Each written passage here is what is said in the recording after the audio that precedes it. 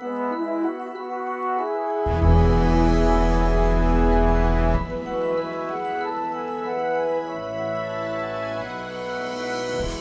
people speedrun, while others take their time.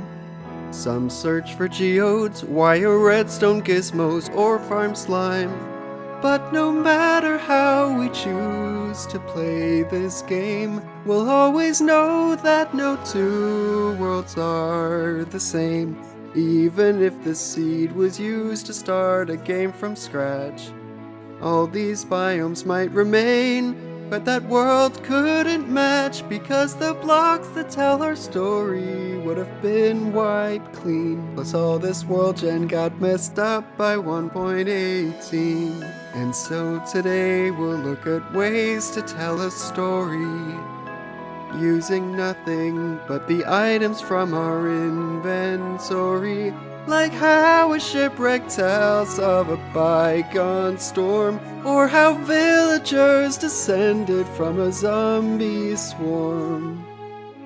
Give a cherished memory living form. So let's journey into days of yore and explore all the lore this world has in store. And if you enjoy the story of a deep, dark tribe, then leave a like and please subscribe.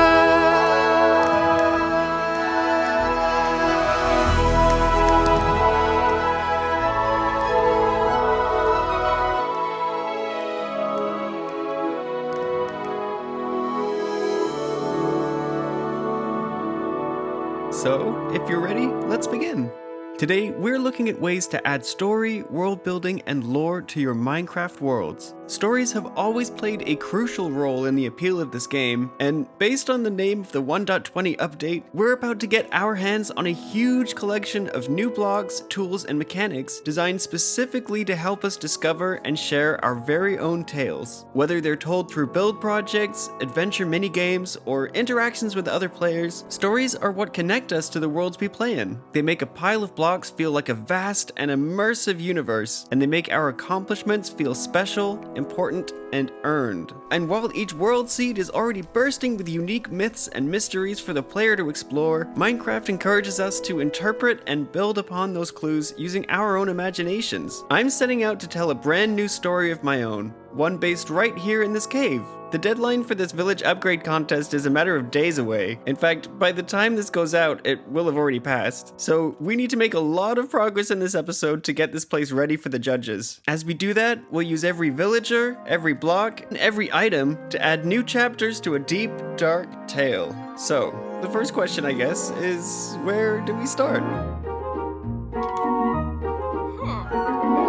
Our story can be anything, but before I start narrating, we just need to do one tiny thing, and that's narrow it down from everything. So yeah, with, let's see, 1, 2, 3, 4, 5, infinite options to choose from, we've got our work cut out for us. Let's start with something easy, like picking the theme or genre. It could be a storied and gloried fantastical fiction, a precise and concise historical depiction, one-sided, misguided lie or malediction, or contemporary, visionary, legendary, dark and scary, cautionary tale or prediction. But no matter what category we pick for our brand new story, we can pair it with a palette of blocks from our inventory. Alright, so we need a color palette and build style that match the main themes of our story. We already know that this tale of ours takes place in the elusive deep dark dimension, so I'm gonna model every building after a different ancient city structure. I also want our subterranean city to feel dark, but not deadly. So to make sure our builds look vibrant after the lights go out, I've picked the most saturated blocks I could find that match the game's underground color palette. Okay, so let's see, what's next? Well, now we know what blocks we're getting. Let's pick some characters and a setting. We just need to do one tiny thing, and let's narrow it down from everything. Like maybe a president's residence with gardens so pretty. A steeple of people in an ancient city. A villager, pillager, friendship committee. Or a large-style, hostile mob community. The list goes on and on to infinity and beyond. So once an idea has dawned, just put it together with a wave of your magic wand. So just to catch you up, a little while ago I discovered that a stick in my valuable shulker has gained some magical properties from the dragon egg next to it. If you wave it around, all your ideas come to life around you. I was kinda hoping to use this idea stick to help me make this cave village, but I've either lost it or it was stolen by a certain nosy neighbor. Hopefully it'll turn up, but for now, I guess we'll have to make this town the old-fashioned way. No time to waste, let's get building.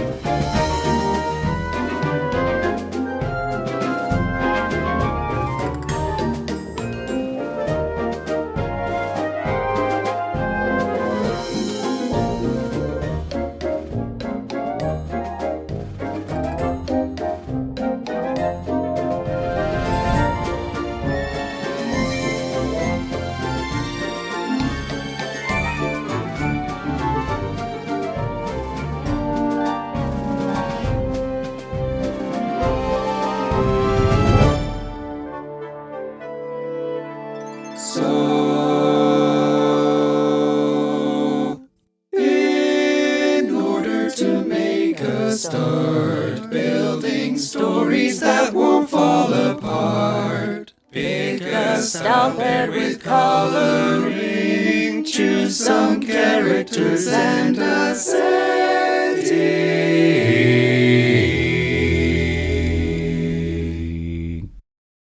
Then just do one thing and narrow it down From everything, just need to do what's on the card. Find a song to song and choose from everything. Okay, that's a wrap.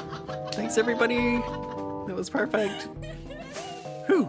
Okay, so our choices of colors and blocks have officially set the scene. By picking palettes that match the moods and themes of our story, we've given our judges visual clues about what to expect. Will this be a fantasy or a history? A comedy or a tragedy? It might even be a bit of both. And beyond genre, our choice of architectural style tells our audience that this story is set in the deep dark. If you're not sure where or when to set your own stories, try to think of settings that might offer your audience valuable context. For example, some viewers of this video might not understand why someone like me is so passionate about story building. Those viewers would benefit from knowing that my story is set in Canada, a land brimming with both stories and storytellers. It's even the birthplace of the real-life Winnie the Pooh. By setting this story in the deep dark, we've invited our audience to imagine what life might have been like for the citizens of an ancient civilization, and speculate what catastrophe might have conjured such a vile and villainous beast. And with that, our story can begin. Now, story building is just like any other kind of Minecraft project. It doesn't matter how ambitious your plans are, it's always wise to start small. So let's start simple by introducing a few characters. I moved our first 3 deep dark denizens into the cave last episode, and I've been gathering the rest of our cast in this temporary waiting area, just across the water from me and Edie's villages. Adding mobs to our build will give it plenty of movement and life.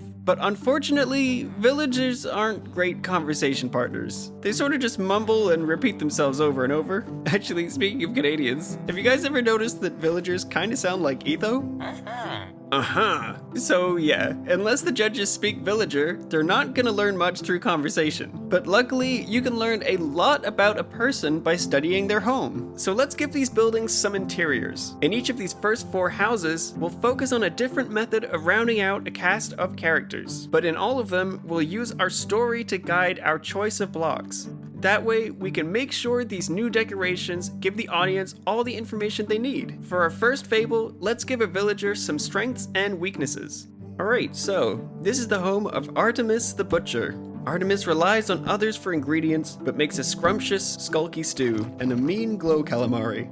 As a result, this is quite a happening spot around lunchtime. With so many regulars, a lot of the interior space is taken up by a customer waiting area, forcing Artie to live out of the tiny back storage room. And there you have it, our first short story told entirely with blocks. But there's much more to a person than their occupation, right? Let's give our next characters some goals and motivations. Take our cleric, for example. Why did they choose this profession over another? And why did they choose to live here? Well, this is actually a pretty ideal spot for our cleric, Hamura, who's driven by her interest in new inventions and discoveries. This perch is a little precarious, but it puts Hamura in the perfect place to collect samples of skulk, which she loves to study and use in her experiments.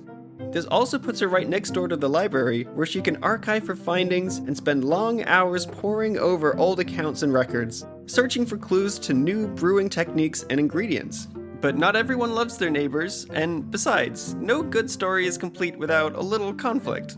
Our third tale involves our young Fletcher, Marwa. The town recently elected her as their protector, so she lives up here in the portal's gatehouse and fights off any hostile intruders. She's new to the job, but what she lacks in experience, she makes up for in talent and bravery. Marwa needs armor to protect herself while she learns how to combat the various threats lurking beyond the gate. But Grissom, the town's armorer, is a stubborn and cantankerous old codger. He doesn't like the Fletcher and refuses to make her the suit of armor she needs. Therefore, Marwa has to collect the gear she wins from her enemies in battle. Okay, so we've looked at how to use skills, goals, and conflicts to decorate a space. Now let's use them to decorate time. Now, I should quickly mention, just as the spatial dimensions work differently in the Nether, I like to think that time might work differently in the Deep Dark. But regardless of how slowly time might be passing in this plane of existence, this place still has a past, a present, and a future. And as time marches on, people learn new skills and lose old ones. Their aspirations change, and conflicts come and go. Take our elderly weaponsmith, for example. When he was young, his weapons laid waste to countless terrible foes. But one day, when faced with a tremendous beast, he decided that life, even in its most corrupted forms, should always be spared when possible.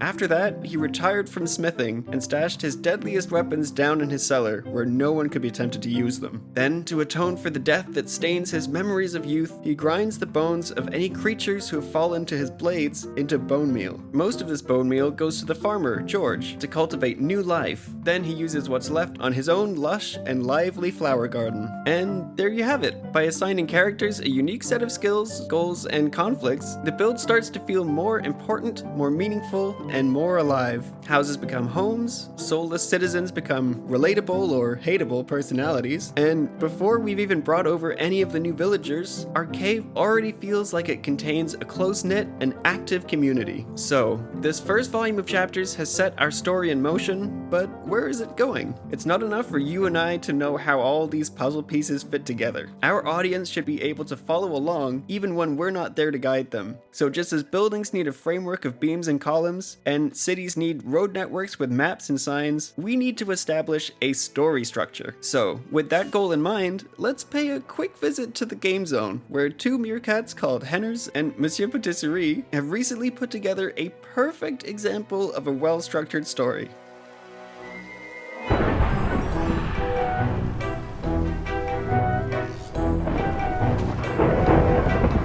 If you're hoping for a calm and emulsive experience, the news is rather grave. Equal parts alluring and repulsive. Only enter if you're feeling brave. There's no skipping ahead, no perusing. We must begin at the very start. Will this tale be grim or amusing? We won't know until we're departed. Right away, my nerves are easing. This tale is quite calm and pleasing.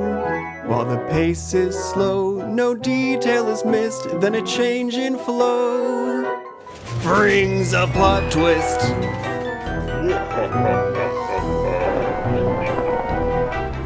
This development has me disconcerted. What was comforting now fills me with fright.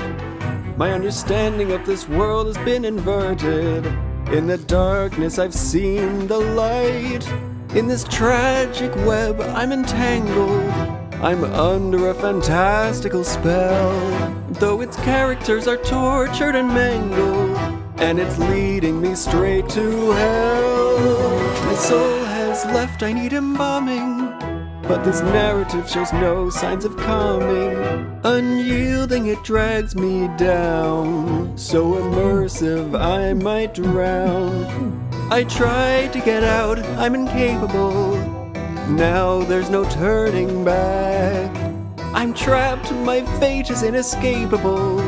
The story never veers off track. Every twist, every turn, every bend, I must follow to my bitter end. Whew. So, it doesn't matter what kind of story you're telling, you can't just hand your audience a garbled mess of characters, settings, and plot points. They need to know where to start, where to end, when to take it slow and focus on details, and when to gain momentum as things spiral out of control. So let's start structuring our tale.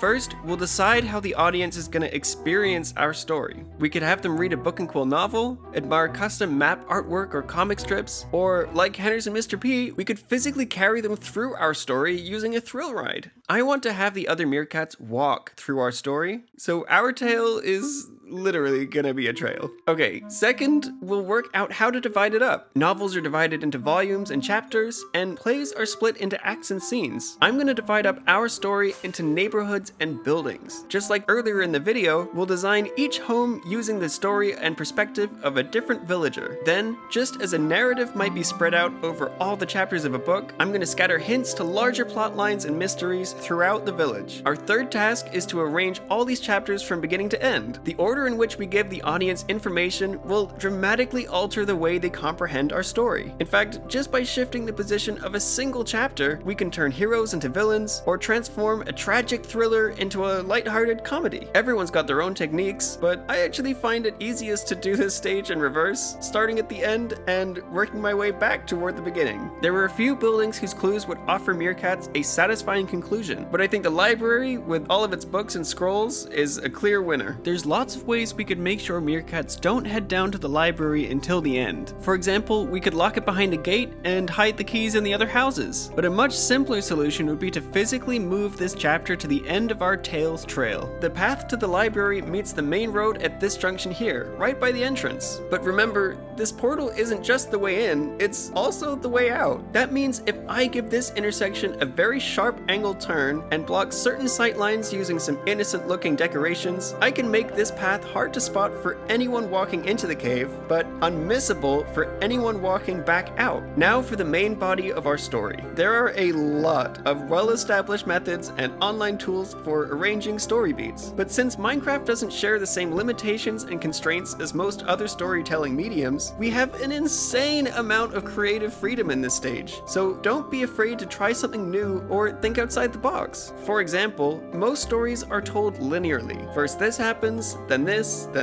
and so on. But I really like the idea of letting our visitors choose how the story unfolds using their own instincts and preferences. What perspectives will they learn from first? How deep are they willing to dive to uncover this cavern's mysteries? Having said that, some of these chapters hold more clues than others, and I want to make sure all of our puzzle pieces are evenly spread out along this main road and plotline. Therefore, I'll introduce barriers such as cliff faces and skulky cascades to separate any houses that are physically close but aren't meant to be narrative neighbors. Next up, we need to think about pacing. If our story unfolds too slowly, Meerkats will get bored. Therefore, when I want the pace to pick up, I'll run our trail along shortcuts and direct routes. On the other hand, if I throw too much information at the audience too quickly, they won't be able to absorb any of it. So whenever I want Meerkats to slow down, immerse themselves, or process what they've just learned, I'll make the path longer and windier. Alright, I'm happy with our fantasies framework so far, so let's add another new chapter to our tale and work out how story structure can help us communicate it to the audience.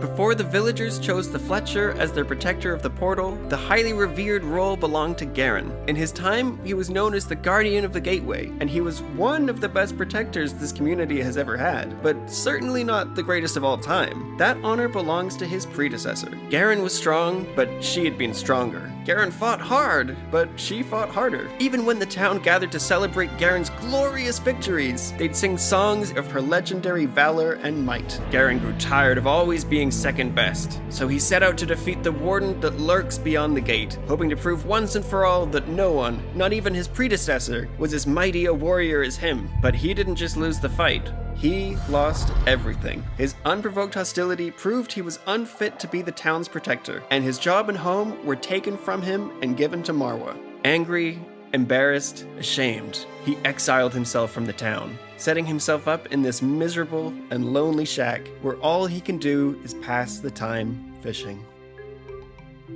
Okay, so once again, we've given our character plenty of depth using the usual traits. But remember, not all the Meerkats are going to watch this video, so they'll need to piece together Garen's dark backstory using a series of clues I've hidden throughout the cave. But perhaps the biggest clue that there's a rift between this villager and the rest of the community is that the path to his house is so absurdly long. I mean, I've literally recorded this entire segment while walking down this path, and I still haven't reached the... Okay, there we are. Alright, now that we've worked out the end and the middle, we finally reached the beginning of our tale. Last episode, we built this dimension-defying ancient city entrance chamber, taking players through the portal gateway and into our story's deep, dark realm. I'm happy with how it turned out, but at the moment, it's pretty much impossible for people to find their way in and out of here from the surface. In fact, I've literally had to come online multiple times to help guide Meerkats out from all the skylight wiring. To be successful, our story needs an inviting introduction and a grand ending. So let's bookend our build with a slightly more welcoming experience. What I'm thinking is I could build a more natural looking deep dark cave that winds up to meet Edie's surface village. I don't think I'll have time to finish today, but for now I at least want to dig it out. Hello? Or I was thinking about Edie? space that I cleared up. What? Dingy! What are you doing? What are you doing digging down here? What is all this? This is... Well, actually, I was thinking about building another portal for the both of us to use. You know, one goes up to my pier, and then the other one goes down to your smelly cave. Oh, by the way, I'm glad I ran into you. I have something of yours. It's kind of broken. It doesn't work anymore. Edie, how do you have this? Funny story. I was on the server, and there was some lag, and then all of a sudden it was in my inventory. Okay, it's interesting because I'm pretty sure this was in, I believe, a shulker named Valuables, right next to... I don't know anything egg, about that. and- I did use it. I created the village with it, but now it's broken, so you can have it back. Okay, just so to recap, you've stolen my valuables, you've broken my valuables, and now... I definitely didn't break that idea stick. It just kind of stopped working once you popped out of thin air. And then after you ran off, I encountered another guy, some random guy named Alpine. What's the deal with that? Oh, well, it's a little complicated, but I may have accidentally traveled to a new world, but I made a new friend there. Yay! Okay, so if he's gonna stay here in the village area, he's gonna be down in the dumps with you, okay? Okay, There's no room upstairs. I mean, it kind of seems like there was a lot of room, but yeah, I mean, that's fair, you know, but he does have his own egg, so he's probably gonna just come and go as he pleases. Okay, magic dragon egg, okay. I'm with you now. Yeah. But that doesn't explain why the idea stick doesn't work anymore. It does work, you just gotta focus and get distracted. Focus? Well, Yeah, so like, okay, for example, what do you have in mind for the portal room? Yeah, I wanted to bring in some of the block types from my wall down here. You know, deep slate, maybe some kelp blocks, some polished deep slate slab. Ow! What the heck, man? What was that for? Well, isn't this exactly what you were talking about? Yeah, but rude. You didn't have to hit me, unless You're right. that's but, how it works. Well, I mean, you don't actually strictly have to hit somebody, but you, What? You're stealing my stuff! Hey, hey, man, that's the last time I do you any favors. Okay, well, actually, it's funny you mentioned that, because I could do with a favor a little bit later. You know how it's, like, crazy fun to deal with villagers and move them around and stuff? I need help. You need help moving villagers? Yeah, it's so awful, and I hate it so much. Okay. I'll be honest, I don't really ever use this stick much. I think that'll make us pretty even. If you help me with the villagers, you can have this stick. Okay, yeah, sure. All right, cool. I actually have stuff to do right now at the moment. All right. Yeah, I'll send you a message. I'll come by later when I'm ready. All right. I gotta stop by the shopping district. Actually, Edie, you couldn't have thought of a nicer. You obviously ran out of ideas as soon as you hit this area. Here, hold I on. mean, that's fine. All right, Okay, I gotta fine. go. I'll do I it the gotta go hard to the way. shopping district. All right, have fun. See ya. Bye. Okay, I'll be real with you guys. I don't know if any of you have tried to breed, transport, and gather villagers from every biome before, but in case you haven't, if a friend is offering even a tiny amount of help and all it'll cost you is one measly, all-powerful artifact, it's worth it. But yeah, before the villagers can move in, we've got one last thing to do here in the cave. In terms of scale, so far these chapters and fables only feel as big as the builds they're made of. Don't get me wrong, this is a big cave, but I want this story to feel grand, epic, legendary. So just as we've combined characters to build chapters, then combined chapters to build a story, now we're gonna combine multiple stories together to create an expansive fictional realm. In other words, it's time to do a little world building. In our Tales and Trails analogy, you can imagine that these new stories would have paths of their own, and as we open up more of these side quest side streets, B-story boulevards, and historical highways, the scale and complexity of our story's world will expand, and finding these intersections is actually pretty easy. All we have to do is ask the right questions. Or, more accurately, we need to ask the wrong questions. Relevant, plot-driven questions will only lead us further down our story's path. So instead, we're gonna question blocks that were placed randomly, thoughtlessly, or even naturally. Who painted these paintings? Why did Marwa decorate her home with this particular type of flower? And what caused this cave to form? Once we have our questions, we just need someone to answer them. Up till now, I've been the one answering today's questions, and deciding what directions our story should take. I tell our characters where to live, what to do, think, feel, when to be forgiving or hold a grudge. I even tell them what they want out of life. That's kind of messed up, right? And besides, my answers to these questions would only provide insight into the world I live in. So let's flip the script and give our characters the freedom to choose their own journeys, walk their own trails, and write their own tales. We'll ask them our questions and use their answers as a roadmap guiding our story down exciting and unexpected new paths. Let's interview a villager we haven't heard from yet. I don't want to be rude, so we should probably get to know them a little before we start grilling them about this town's culture, history, and lore. So, first question. What was it like growing up in this deep, dark village? My whole life I've been told I must choose a destination, that every villager finds a path, one that ends at their workstation. In their pursuit of happiness, my friends have found their bearings. Their passion seems to guide them, but meanwhile I'm despairing. In books I've scrawled, I farmed the land, I learned to brew. I've tried it all, but there's still no job I love to do. How come every occupation feels like I've resigned? I feel so lost, if the way is clear I must be blind.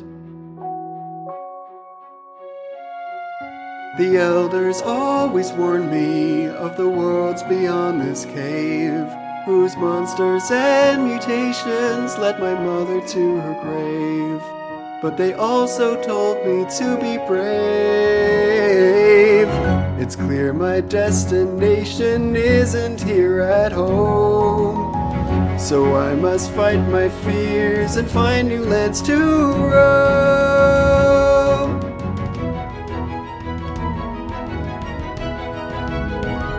Before the dawn, the mob's attacks, I missed my friends. I carried on, still searching for my journey's end. I'm still so lost, this world is so unfamiliar. But after all these twists and bends, I see my path was never meant to be linear. My whole life I've been told I must choose an occupation, that fulfillment awaits me at my journey's destination. Despite what people may say, I know my path hasn't led me astray, thanks to all the joy I've found along the way.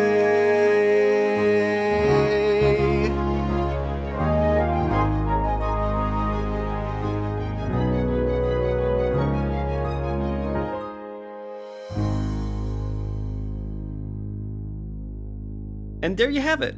Just by asking a simple question about a few randomly placed paintings, we've added an adventurous new chapter to our story. One that I love, but also one that I probably wouldn't have thought of if I hadn't tried to experience this story from the perspective of one of its characters. This cartographical chronicle might not be a vital key to unlocking any major plot points, but compared to the Butcher's Bistro or even the Weaponsmith's Workshop, this chapter makes our story feel way more expansive. All the artwork in the village suddenly gives our guests an opportunity to gaze into the world surrounding our story and imagine what adventures might be depicted in each one. This chapter helps tie our story into the blocks of the game itself, but if, like me, you're lucky enough to share a world with lots of other storytellers, you could also set your story in the same fictional realm as theirs. In fact, come to think of it, the story of an explorer with brewing experience and a rucksack full of paints and dyes who sporadically travels the world collecting trinkets might sound a little familiar to some of the other Meerkats. But world building isn't just about expanding outwards to add context and grandeur. We can also expand the story inwards to add nuance and complexity. In our analogy, that means adding looping crescents and hidden shortcuts to our tales trail. These might reveal new perspectives that change how the audience perceives certain events or outcomes, or they might expose an unexpected link between two characters. For example, our second question asked why Marwa chose this type of flower to decorate her home. Well, this flower was actually a housewarming gift from a forbidden love, and I've already given you all the clues you need to work out who that is. If you think you know the answer, let me know in the comments. Then we had our final question. How did this cave form? Was it shaped by magic? Was it grown organically by some kind of deep dark coral? Maybe it was just some good old erosion. But the answer, honestly, I don't know. But that's absolutely fine, because when we leave some questions open-ended, we give our world a sense of mystery and intrigue. Okay, so those of you who are paying attention will have noticed that we've now got a home for every villager and every profession. But even the less eagle-eyed viewers may have noticed that for all this talk of tales and trails, I haven't actually used a single one of the new blocks or features yet. That's not because it isn't out yet. In fact, between builds, I've been teaming up with the other Meerkats to check out the new blocks and biomes, dig up trail ruins, play around with the sniffers. We've even finished collecting all the new armor trims. And guys, I've been having the time of my life. As usual, this update adds plenty of new tools for every type of player. Beyond that, it reminds us that no matter how we choose to enjoy the game, each and every one of us is telling some kind of story. But despite being such a vital part of each player's experience, stories aren't something we talk about much as a community. And the metrics we use to rank and rate new features are often tied to individual player types. So in this episode, I've tried my darndest to demonstrate all the things we could accomplish using the tools that were already in the game. And now that we have a point of comparison, we can get a better appreciation for the new tools we got in this update. First, as we narrow down our options, we have new colors, themes, and genres to choose from. We've also got lots of new story settings, including new structures, biomes, and even a brand new season. Then we talked about characters. Not only does this update make it easier for players to take part in their own stories, it also gives us and our characters more tools for self-expression through decorative blocks and mechanics, as well as new skills, interests, conflicts, and backstories for us to expand upon. Next, when structuring the plot, survivalists and creative map makers alike can communicate to the audience using a much wider variety of mediums, and use the new features and improvements to give their story more flexibility, interaction, and immersion. And finally, we talked about world building. For over a decade, we've been surrounded by an immense network of abandoned mineshafts, crumbling bastions, and infested citadels. But we've never had any way to communicate or connect with this bygone civilization. So their grand temples and ruins have honestly never felt all that special. But thanks to 1.20, we get to see and experience the old world for ourselves by bringing flora and fauna back from extinction. And while we can't speak to these ancient citizens directly, Mojang have given us the chance to learn more about them by studying their homes. For the first time ever, we can meaningfully connect our own stories to the legends hidden within the game, and create lore that feels as vast and infinite as the world itself. So, while we still didn't get that bundle crafting recipe, this update did introduce what we always hope for, a brand new dimension. Alright, it looks like Edie's still not quite ready to help me with the villagers, so while we wait, let's read one last story. We've already covered all of our chapters, but who's to say fictional characters can't write stories of their own? This library's bound to have some kind of, I don't know, bedtime story or something. Here we go. The Tale of Kaiwi, K-A-I-W-I? Kaiwi? I think that's how it's pronounced. Okay, here we go. Kaiwi's Tale. Herein lies the tale of a boy named Kaiwi, who lived by himself on a hill with a tree. Each day he set off to explore, always hoping for more than the remnants of war. But the friends he'd once known were now zombies and bone. So each sundown he'd lock up his door.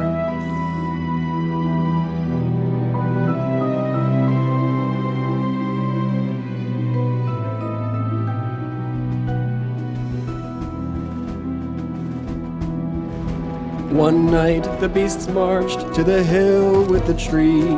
They bashed down the door and hunted Kaiwi. He dared not make a sound, but alas, he was found by the corpse of a drowned. His luck turned around as it fell to the ground. "I'm Cecilia," she said, "and you'll be safe with me."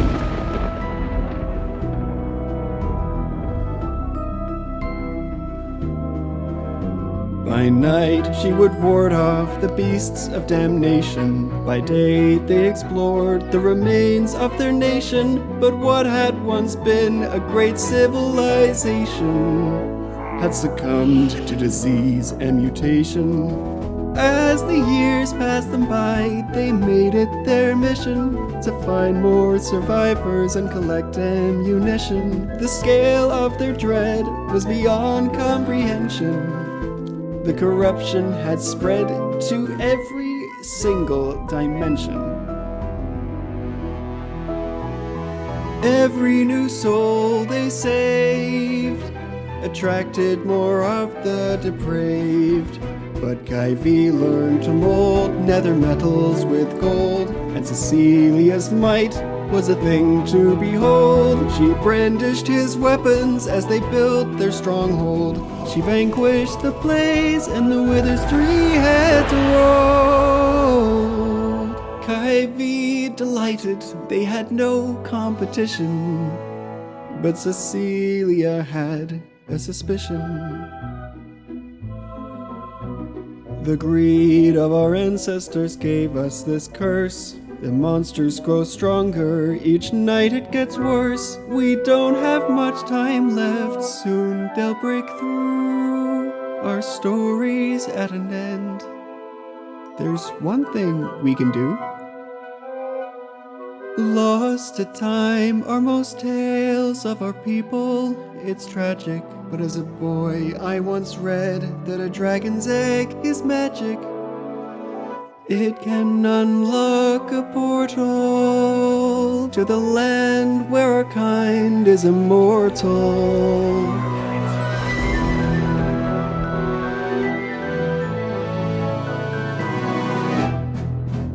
If this is true, we can fight forever. Life could start anew, so we must endeavor. Leave at dawn with the others, I'll catch up to you. It's now or never. With powerful might, one last glance at the light and the sword of her friend. Before I descend, the valiant knight brought the dragon to an end.